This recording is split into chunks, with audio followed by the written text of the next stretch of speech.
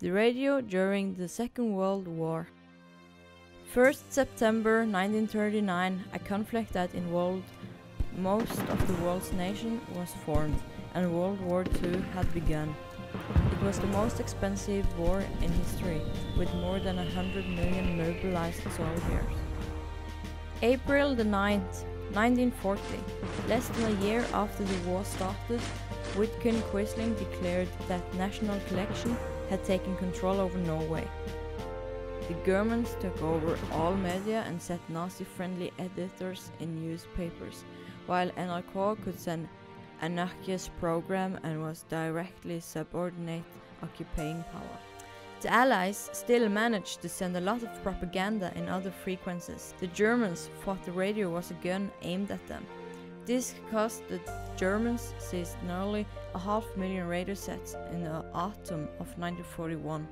A large number of confiscated equipment was sent to Germany. There were still some Norwegians who had radios, but they had to keep them away from the Germans. Having a radio could risk you for 2 years of jail. Secretly, they gathered and listened to radio broadcasts from England. People got radio broadcast from the BBC in London.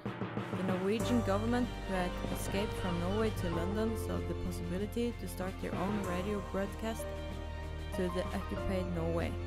Those broadcasts meant a lot for the Norwegians.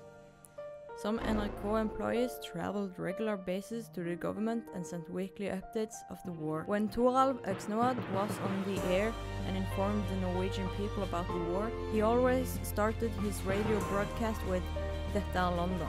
During World War II, BBC created a separate military radio. This was named BBC Forces Program.